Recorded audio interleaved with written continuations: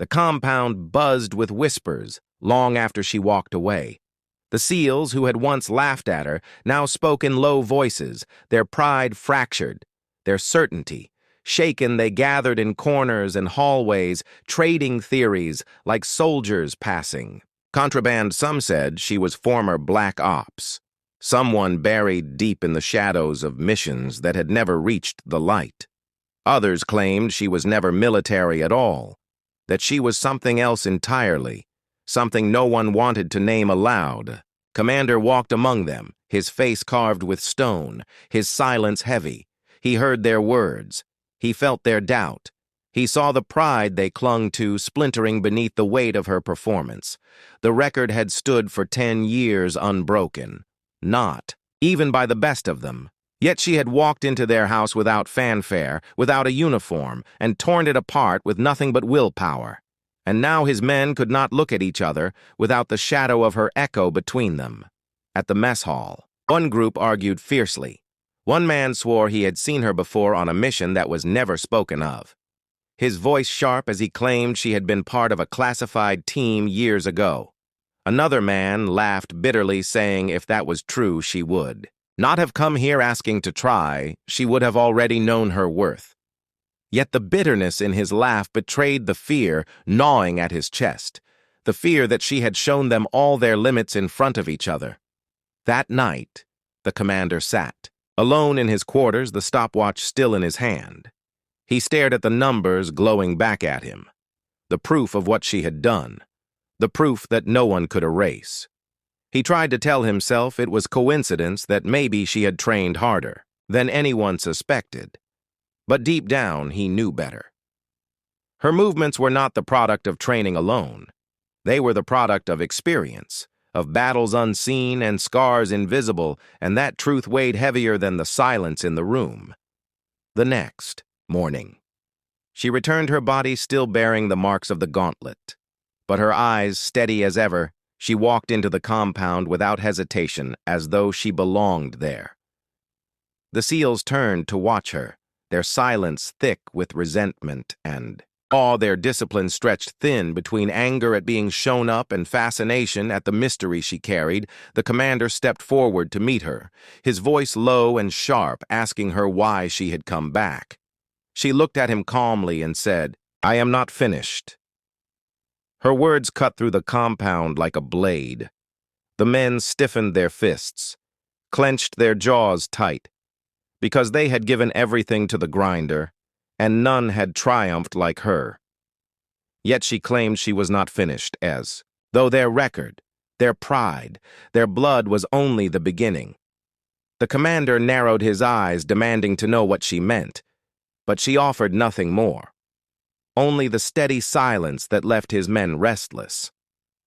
Throughout the day, she lingered, at the edges of training, watching the men run drills, watching their bodies strain against the same trials she had conquered. The SEALs felt her gaze like fire on their backs. Some pushed harder, desperate to prove themselves. Others faltered there, minds haunted by the fact that she had already surpassed them. The commander saw it too, the effect she carried without a word, her presence alone bending the will of his unit. By evening, the tension finally broke. One of the veterans, a man hardened by years of missions, stepped forward to confront her, his voice sharp with fury, demanding she explain herself, demanding she tell them who she was, what gave her the right to walk among them and tear their pride to shreds. She met his anger with silence at first, and then she answered with words that froze every man within earshot. "I am no one you want to know."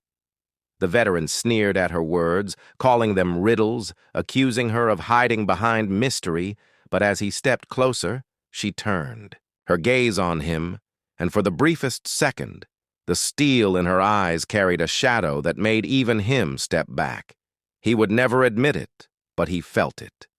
The weight of something older, darker, something that had seen death in ways he could not understand. The other men saw it too, and the whispers spread again like wildfire. Some said she was a ghost from missions buried so deep they were erased from history. Others said she was a survivor from a program that had been shut down because it had broken.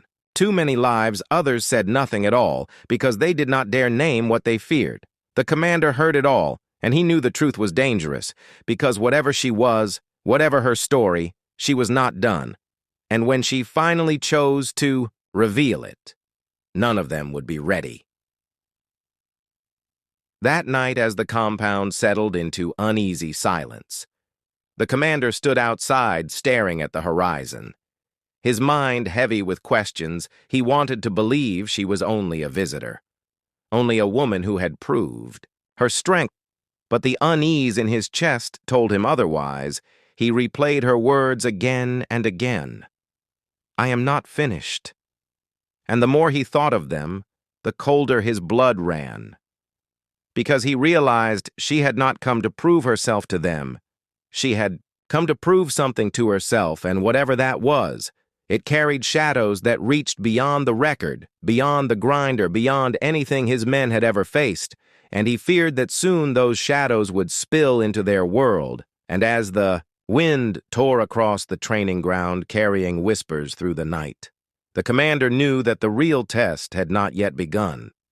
The dawn broke cold over the compound, the sea mist curling across the sand like smoke. The SEALs gathered in silence, their eyes drawn toward the woman who had changed everything. She stood at the edge of the training ground, her body still bruised from the grinder, her clothes worn from the trials, yet her posture was steady, her gaze unbroken. The commander stepped forward, his men forming a wall of silence behind him, because today the questions could no longer be left unspoken. He looked at her, the weight of his authority heavy in his voice, and demanded once more, "Who are you? What brought you here?" She did not answer immediately, her eyes drifting to the horizon as though searching for something unseen. The SEALs shifted their boots, grinding against the dirt, their patience fractured, their pride bleeding in the shadow of her victory. They needed answers, because without them the wound she had carved into their brotherhood would never close. Finally she spoke, her voice low, steady, carrying across the morning air. I came to see if I was still alive. The words struck them colder than steel. The SEALs exchanged glances, confusion and unease rippling through their ranks. The commander pressed harder. Alive, he demanded. Alive from what? But her eyes did not move from the horizon, her silence answering louder than words. One of the younger SEALs stepped forward, his frustration spilling over his voice, sharp as he accused her of mocking them, of hiding behind riddles. She turned her gaze on him, and for the first time her voice carried weight like thunder. I have seen things that should have ended me. I have done things that should have buried me, and I needed to know if I could still stand, if I could still fight, if I could still endure, and here I am. The men fell quiet, the sharpness of her words slicing through their anger, leaving only unease. The commander studied her face, the scars hidden beneath her calm, her eyes that carried storms deeper than battlefields. He knew then that she was no ordinary visitor, no outsider, no wanderer. She was something forged beyond their reach and her presence. Here was no accident. He asked her again, what mission, what war, what truth had driven her to this ground? She hesitated for a breath, then said, I was part of something that does not exist anymore. Something that was erased because it broke too many and spared too few. Her words hung in the air, heavy and raw. The SEALs shifted uncomfortably, their thoughts dark, because they all knew of programs whispered in shadows, missions that never reached reports, names erased from records they all knew, that somewhere beyond their sight, darker battles were fought by those who never came back. The commander clenched his fists, his mind racing, because if she was one of those erased, then her presence here was more than chance. It was a message, but from whom and for what purpose? He stepped closer, lowering his voice, asking her if she had come to challenge them, to shame them, to replace them. She shook her head once firmly and said, I came because I needed to know if I still belonged among the living. The words unsettled them deeper than victory ever could, because in her voice was a hollow ache, a truth of survival, not triumph. The men who had envied her now saw her differently. They saw not just a rival, but a ghost carrying scars, no flesh, could show, and in that ghost was a reflection of what they all feared becoming. But before the commander could press further, alarms broke across the compound, sharp and relentless, the sirens tearing through the morning silence the men snapped into. Motion instincts taking over, the commander grabbed his radio, demanding a report. The voice on the other end was strained, an unidentified vessel approaching the coastline, moving fast and silent. The SEALs scrambled into formation, their doubt replaced by duty. Yet as the commander gave orders, his eyes darted back to her, and what he saw froze his blood. She was already moving toward the shoreline, her steps swift and certain, as if she had been waiting for this moment, as if she had known it was. "Coming!" the commander shouted after her, demanding to know what she was doing, but she did not turn back. She reached the edge of the compound, the sea wind tearing across her frame. Her eyes locked on the horizon, where a dark shape cut through the mist, approaching closer with every second. The SEALs rushed to follow, weapons raised, hearts pounding, yet she stood calm, her body still despite the chaos behind her. When the vessel broke the surface, its black hull gleaming against. The air grew heavier as she stepped toward the gauntlet, the final and most unforgiving stretch of the course. The SEALs shifted on their feet, some whispering wagers, some shaking their heads. The water hoses had already been rolled into place, streams of high pressure meant to batter the body and steal the last fragments of strength. The ground ahead was slick with mud, the air sharp with the sting of salt and force. This was where even the strongest stumbled. This was where the record had been, set and left untouched for 10 years. She stood at the threshold, her shoulders streaked with sand, her breath heavy, her eyes unblinking. She seemed small against the storm waiting ahead, yet there was something in her posture that silenced the last pockets of mockery, something that carried weight beyond the sight of flesh.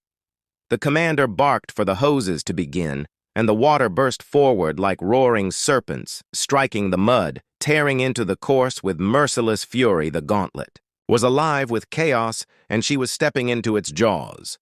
Her first stride sank into the mud.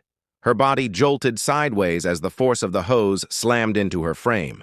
The crowd of SEALs shouted, some cheering, some laughing, thinking this would be the end, but she dug her foot deeper and pushed forward, her body leaning against the torrent, her arms carving the air as she fought for balance. The mud clung to her legs with every step, dragging her down, pulling her backward, yet she moved again and again, as though she was driven by something stronger than the water or the weight of the ground. The hoses shifted their aim, pounding her shoulders, her chest, her face, her hair plastered against her skin, her vision blurred, but still she moved, each step a war against the elements, each breath a victory clawed from the edge of collapse. The SEALs leaned closer. Now their voices tangled between disbelief and awe, because they could see the pain etched across her every muscle. They could see her stumble, they could see her falter, but they could not see her break. Halfway through the gauntlet, she dropped to her knees, the mud swallowing her in a gasp of silence. The crowd erupted, thinking the end had come, thinking the weight had finally claimed her. Yet instead of surrender, she clawed forward, her hands dragging her body through the filth, the hoses pounding harder against her back. She crawled inch by inch, her fingers gripping the earth, her knees tearing against the ground, every inch earned through sheer defiance. The commander felt his throat tighten, his chest grow heavy, because she was not moving like someone desperate. She was moving like someone possessed, someone who had carried battles unseen and now was unleashing them upon this ground. Her crawl turned to a stagger. Her stagger turned to a stride, and then she was back on her feet, her body trembling but her head high, pressing forward into the wall of water that seemed powerless to stop her anymore. The SEALs were no longer Mocking, no longer laughing. Their voices were gone, replaced by a silence thick with something none dared admit, because each second she advanced stole from them the certainty of who they were. If she finished this, she would not only match the record, she would destroy it. She would leave a scar across the very foundation of what they believed, and none of them were prepared for that. Near the end of the gauntlet, the hoses angled downward, blasting into the mud to turn the final stretch into a swamp. Her legs sank deeper. Her strides slowed the roar of the water, swallowed everything.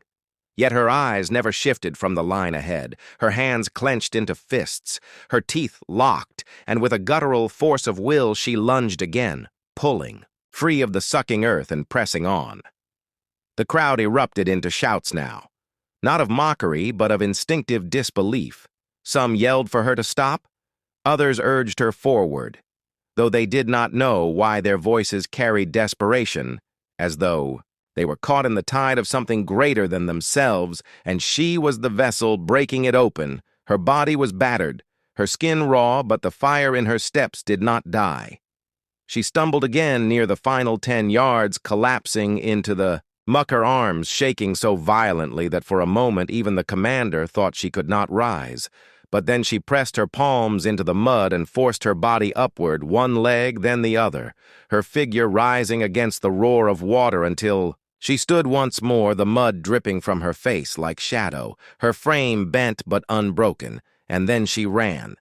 The last stretch was chaos, the hoses screaming, the mud clinging, the crowd shouting, but she did not falter. She sprinted through the storm, her arms slicing forward, her legs pounding against the earth, her body driven beyond the limits of human will, and as she crossed the final line, the whistle blared, cutting through the madness. The record shattered in an instant, the stopwatch clutched, in the commander's hand, glowing with numbers that no one had ever seen before. The crowd fell silent, the SEALs staring, their disbelief etched into their faces. Some dropping their eyes, unable to face what had just happened, others staring wide with awe because they knew what this meant. The 10-year record was broken not by one of their own, but by the stranger who had walked in with nothing but a question. The commander looked at the time again, his hand trembling. His breath shallow, he lifted his eyes to the woman who now stood at the end of the gauntlet, her chest rising and falling, her body broken, yet her eyes still steady, and in that moment he realized that this was no accident. This was no chance encounter, and the fear that gripped him was not of her strength, but of the reason behind it, because no one breaks a record like this without carrying a story far darker than the one told on the surface, and he knew that whatever had brought her here was only just beginning to reveal itself. Continue Part 4, 800 words without punctuation mark.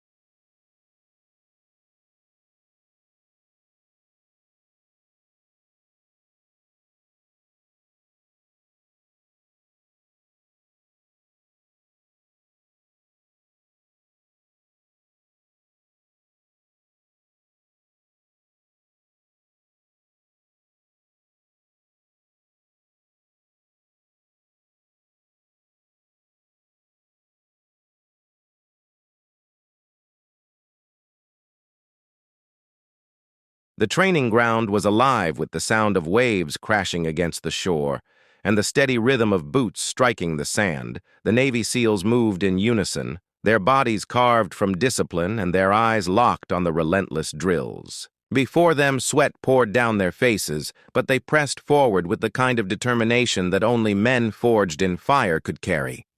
It was a morning like any other until she appeared at the edge of the course, watching silently as though drawn there by fate itself. The men noticed her immediately. Some smirked, others shook their heads.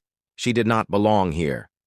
Her stance, her frame, her calm eyes suggested she was only visiting a guest, perhaps curious about the kind of punishment these warriors endured every day. She wore no uniform, carried no weapon, and bore no sign that she had ever walked this ground before. To them, she was simply an onlooker, someone who would observe from a distance before returning to the world beyond their reach. Yet there was something about the way she studied the course that unsettled them, though none could put words to it. The commander barked orders and the men launched into the next trial, a grueling sequence of climbs, crawls, and sprints across. The harsh terrain, their muscles straining under the burden of endless repetition. The air grew thick with sand and sweat, and the men fought with every fiber to outlast the demands of the course. They were in the heart of the grinder, the place where weakness was torn away and only strength remained, and in the silence between their shouts and the crash of the surf, her voice cut through like a blade.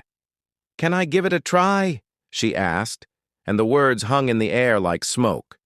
The SEALs froze mid-stride, their disbelief spilling into laughter. One or two shook their heads in amusement, others muttered under their breath, certain that she was joking because no outsider, no visitor, no one who had not trained for years could even hope to last a moment against the course that broke down even the strongest among them. Yet she stood calm, unflinching, as if her question was not a request, but a statement of intent. The commander raised an eyebrow, his voice sharp as he told her that this was not a place. For games, the course was brutal, designed to crush body and spirit alike. It was not something to be taken lightly. She did not flinch. She simply repeated the words softer, but with a fire that made even the veterans pause. "Can I give it a try?" The tone carried no arrogance, no bravado, only an unshakable certainty that unsettled them more than if she had shouted with defiance. The men exchanged glances. Some grinned, whispering that she would collapse before reaching the second obstacle. Others folded their arms, eager to see her fail.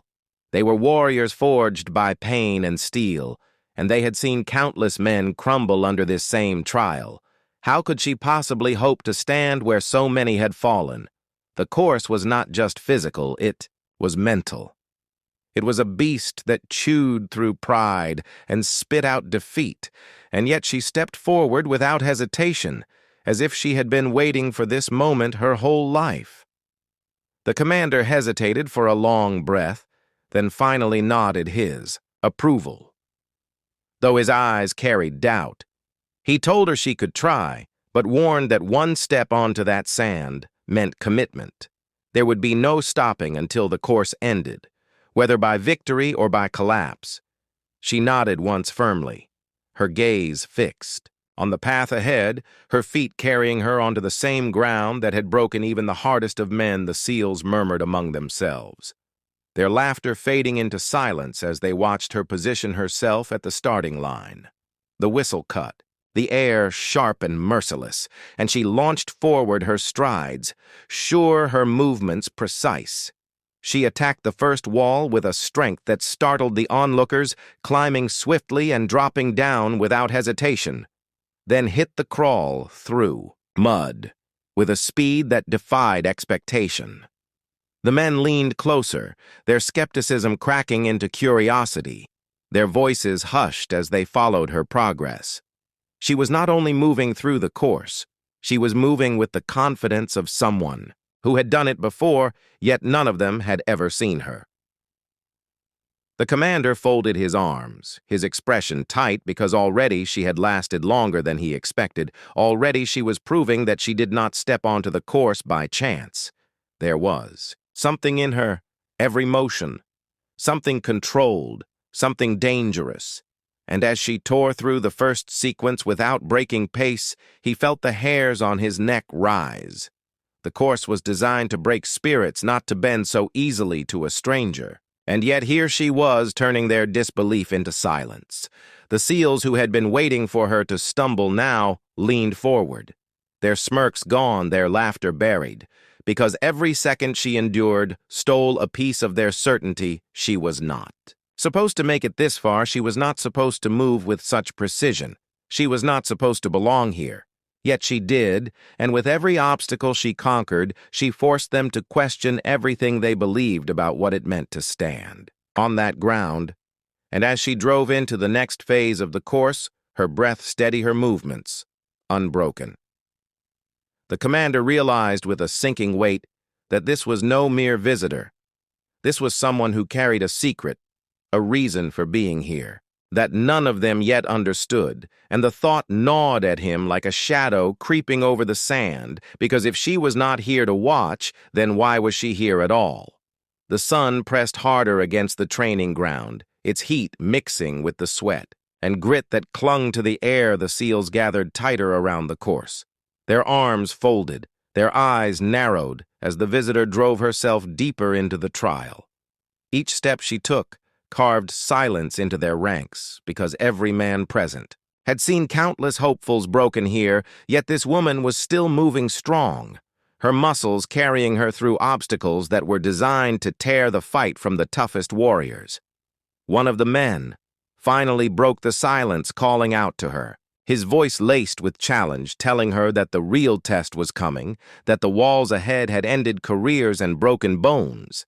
His words were meant to rattle her, to shake the calm she carried, but she did not answer. She did not even look toward him. She only focused on the next obstacle, moving as though the taunt had never touched her ears. The seals exchanged glances, some grinning, others frowning, because indifference in the grinder was rare. Indifference usually meant a storm was hidden. Inside, she approached the rope climb, the towering structure looming against the burning sky. Even the veterans respected this task. It punished grip strength, it shredded arms, it dragged fire into the lungs, and it rarely let go without taking a piece. Of pride with it, she gripped the rope, leapt upward, and climbed without pause, her body weaving with practiced precision, and before any man could shout a warning, she had reached the top and swung down again as though gravity itself had bent to her will. The murmurs grew louder, disbelief spreading among them. One man muttered that maybe she had trained before. Maybe she had hidden her background. Another countered that no civilian, no outsider could move like that. Not on her first run, not on a course that ate seasoned warriors alive. The commander remained silent, his gaze locked on her every movement, because each obstacle she passed made his suspicion grow heavier, and with it the sense that this was no accident. The next challenge loomed, the weighted carry across shifting sand barrels, stacked high, meant to pull the spine downward and force the body into collapse. Even the strongest of men staggered under its weight, the sand swallowing their steps like quicksand. Yet she bent low, hoisted the barrel, and moved forward, steady and controlled, her eyes locked on the horizon. The barrel pressed into her shoulders like a living burden, and still she pressed onward, her pace unbroken. The seals shouted now, some with mockery, others with warning, telling her she could not last, that the sand would swallow her lungs whole, that the weight would crush her legs, that this was where her body would finally betray her.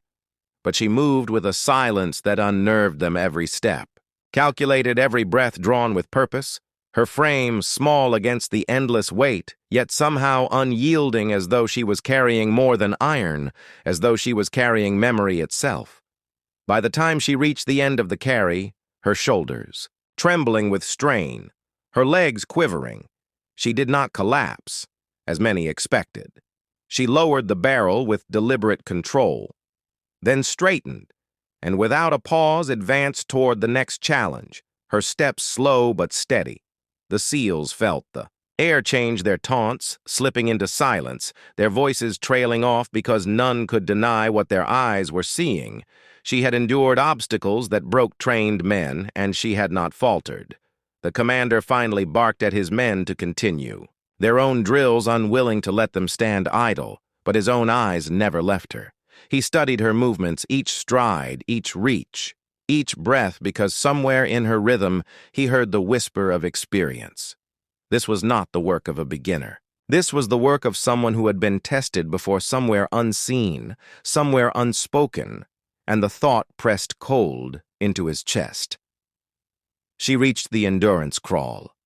The sand pit stretched long and merciless beneath the netting barbed wire low. Enough to tear flesh if one lifted their head too high.